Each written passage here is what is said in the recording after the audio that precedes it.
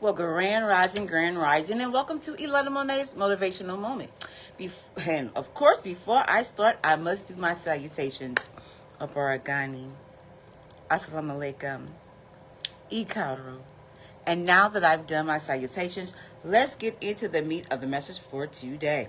Today we're going to talk about African American history before 1865, the free black communities, North and South.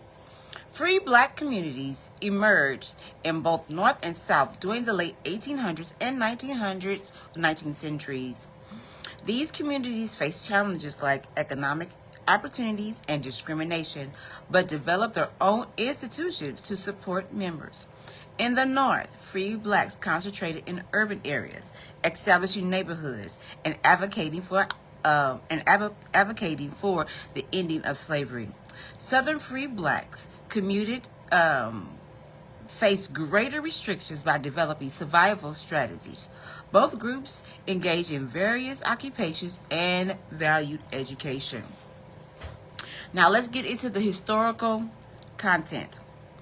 Free black communities emerged in both the North and the South during the late 18th and 19th centuries. Gradually, emancipation laws in northern states led to the growth of free black populations.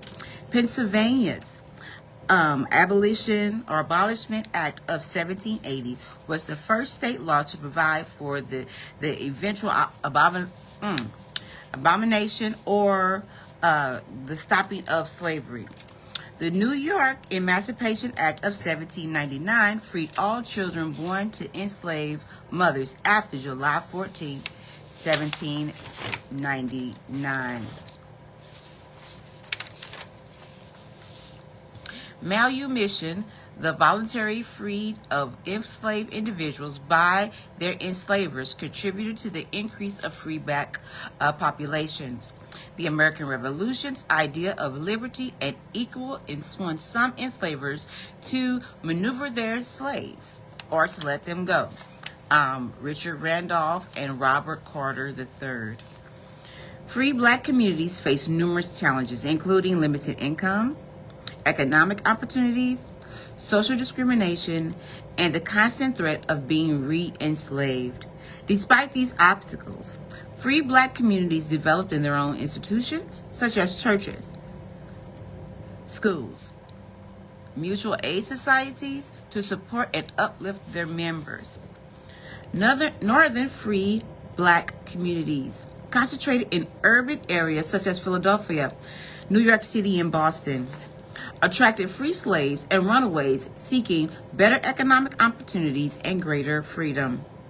Established thriving neighborhoods with black-owned businesses such as churches, schools, and in Philadelphia, the 7th Ward, and in New York, the 5th Point. Formed mutual aid societies and benevolent organizations to support community members in need. The Free African Society, founded in Philadelphia in 1787, provided financial assistance and moral guidance to the city of black residents. The New York African Society of Mutual Relief, established in 1808, offered sickness and death benefits to its members. Advocated for the abolishment of slavery and the advancement of the civil rights through organizations like American Anti-Slavery Society and the Negro Convention movement. Faced discrimination, segregation, and occasional violence from white residents who viewed them as a threat to social order and economic completion. Southern free black communities emerged in both urban and rural areas in the South, particularly in port cities like Charleston, South Carolina, New Orleans, and Louisiana. Many blacks in the South have mixed racial amnesties, and somewhere in the descendants of union between white enslavers and enslaved women. Ancestry, I couldn't even think. Some free blacks in the South owned property and even owned slaves themselves. William Ellison, a free black slaveholder in South Carolina, but he did not do to them what the white slave owners did to the other ones. Maintain close ties with the enslaved population through family connections and shared cultural traditions. Face greater restrictions on their freedom and mobility compared to theirs in their northern counterparts. Laws required free blacks to carry freedom papers and restricted their ability to leave, assemble, or bear arms. Some southern states required newly freed blacks to leave the state within a particular period, and that was the Missouri 1835 law. So those of you who don't think Missouri was a slave state, think again. Illinois was not a slave state. Missouri was. All right. Despite these challenges, Southern free black communities developed strategies for survival and resilience, such as forming secret societies and aid runaway slaves. Now, let's talk about the economical activities and occupations. Free blacks in both the North and the South engage in varied occupations, often limited by racial discrimination and lack of access to capital. Many workers worked as skilled artisans, such as blacksmiths, carpenters, seamstresses. James Fortune, a successful sailmaker in Philadelphia. Others found employment as domestic servants, laborers, or small business owners. Eliza Bryant, a successful dressmaker in Cleveland. In the South, some blacks worked as farmers, either owning their own land or working as tenant farmers. A small number of black Africans achieved significant wealth and owned businesses, real estate, and even slaves. Stephen Smith, a wealthy labor or lumber merchant in Philadelphia. Free black women often work as laundresses, cooks, and nurses, in addition to managing households and caring for children. Despite their skills and entrepreneur spirit, free blacks often face competition and hostility from white workers who feared their economic success. Now let's talk about education and literacy. Free black communities place a high value on education as a means of personal achievement and community involvement. Establish schools and literary societies to promote literacy and learning among both children and adults. The African Free School in New York City, founded in 1787. Many schools were founded and staffed by black educators who saw teaching as a form of racial uplift. Sarah Douglas, a teacher and abolitionist in Philadelphia. Some free blacks attended integrated schools, were educated by white philanthropists who supported black educations.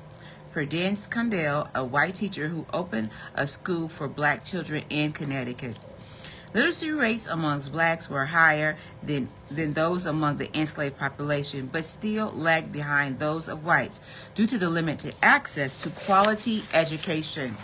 Free black communities under their literacy skills to create newspapers, pamphlets, and other publications that advocate for their rights and challenge racial stereotypes.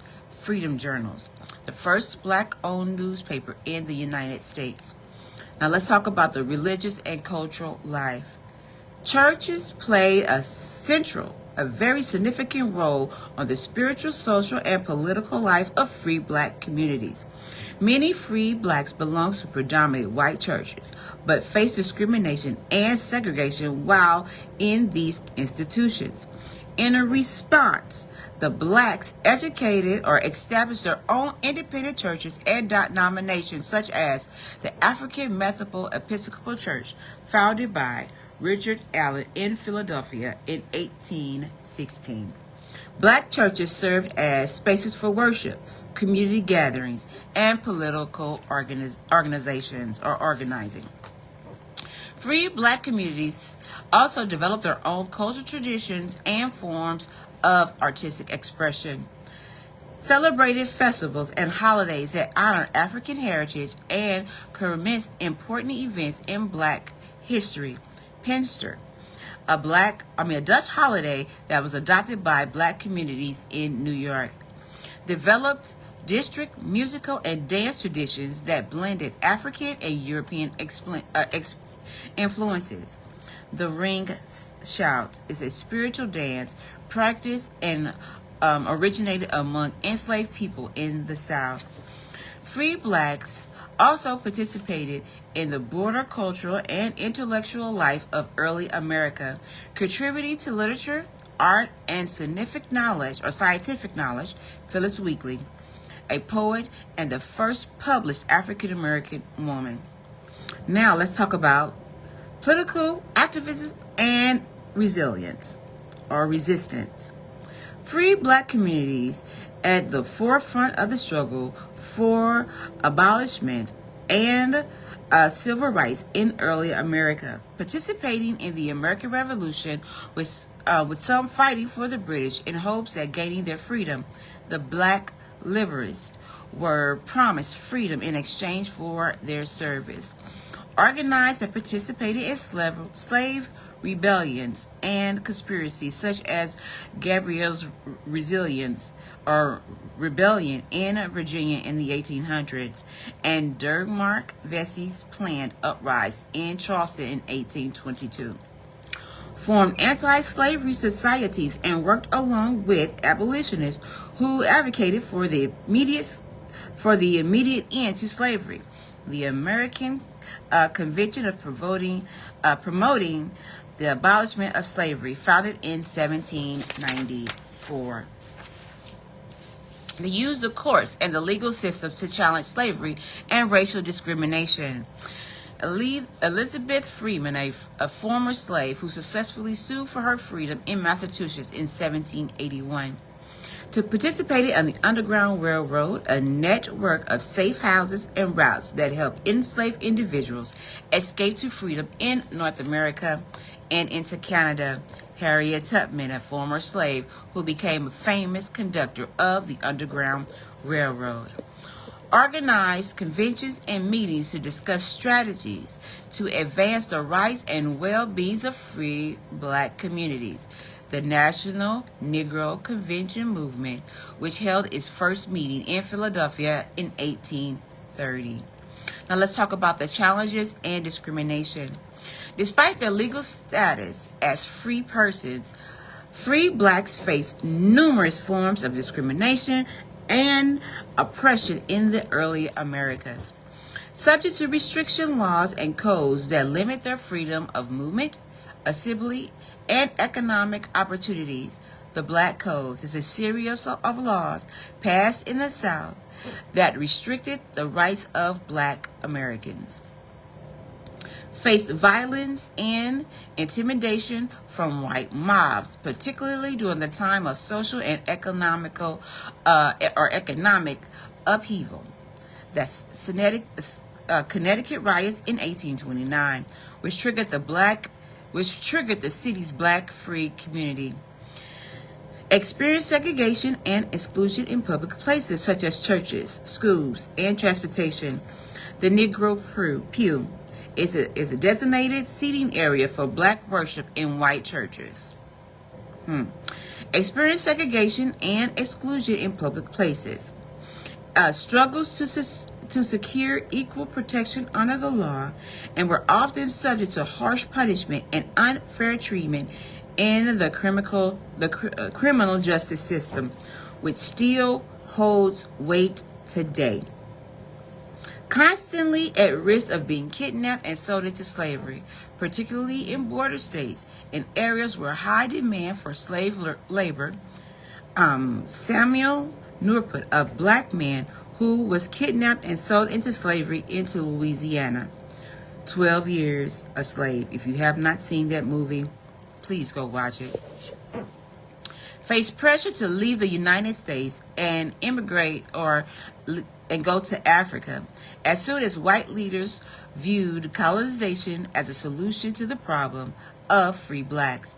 The American Colonized Society, founded in 1816 to promote the integration of free blacks to America.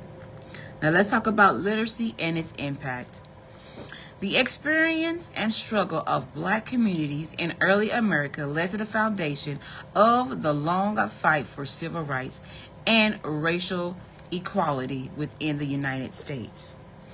The institution and organizations established by free blacks, such as churches, schools, and mutual aid societies, provided a model for the future generations of black leaders and activists.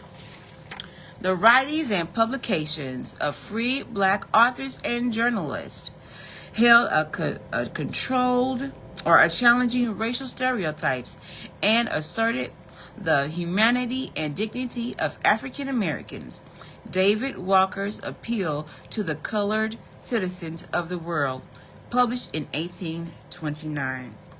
The resistance and activists of free blacks, both in the North and the South, played a very crucial role in abolishing of slavery and passage of the constitutional amendment that guarantees citizenship under equal rights, which is the 13th, 14th, and 15th Amendments.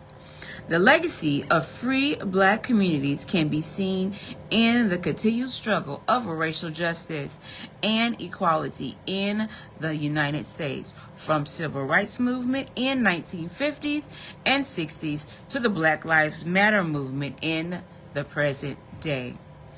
The stories and experiences of free blacks in early America served as a reminder of the resilience, the creativity, and the determination of African Americans in the face of unimaginable adversaries and oppression.